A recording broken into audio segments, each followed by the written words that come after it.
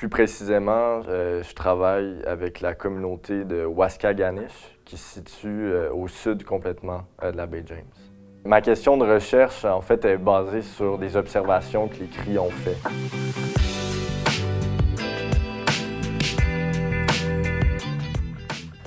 Je m'appelle Raphaël Bouchard, je suis candidat au doctorat à l'Université Laval. J'utilise la génétique et la morphologie des poissons pour essayer de comprendre s'il s'agit d'unités distinctes. J'étudie le cisco, Coregonus artedi, qui est un poisson planctivore qu'on retrouve un peu partout au Canada, mais la région où j'étudie ce poisson-là, c'est les seules populations qui entreprennent des migrations de l'eau douce à l'eau salée pour aller s'alimenter en mer. En travaillant avec les cris de Waskaganish et en discutant avec eux, en échangeant, on a compris qu'ils avaient documenté depuis longtemps, en exploitant l'espèce, qu'il y avait deux formes de cisco anadrome dans la baie James. Les deux formes vont être de taille différente.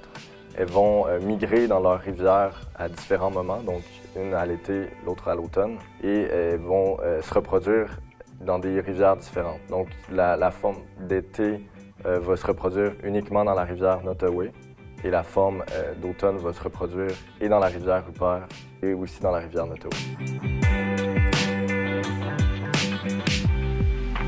Donc, j'ai analysé deux grands critères chez les ciscos. D'un point de vue de la morphologie, j'ai tout simplement été mesurer la taille des ciscos, voir si bel et bien la différence était significative entre les deux formes de cisco. Mais j'ai aussi été prélever ce qu'on appelle des branchiospines. C'est des appareils qui sont situés derrière les branchies et qui servent à filtrer la nourriture. Généralement, chez le cisco, plus on trouve de petits peignes au niveau des branchiospines, plus la nourriture qu'ils vont consommer est petite, puis inversement. Donc le deuxième outil que j'utilise pour caractériser les différences entre mes ciscos, c'est l'ADN. Donc je prélève l'ADN sur les ciscos et je souhaite trouver des endroits dans l'ADN qui me permettent de distinguer ces deux formes de cisco. Donc est-ce qu'il y a des mutations, par exemple, qui seraient propres à l'une ou l'autre des deux morphes? Et dans l'ensemble de leur ADN, est-ce qu'ils sont différents? Est-ce qu'il y a des traces qui laissent croire que ces deux formes se reproduisent ensemble ou inversement?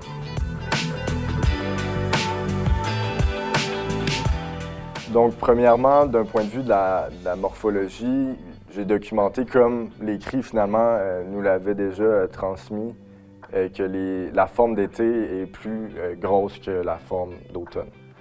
Donc, la différence n'est pas énorme, c'est 5 cm plus gros, mais ça reste significatif. Un autre point intéressant, c'est que la forme d'été a moins de branchiospines que la forme d'automne.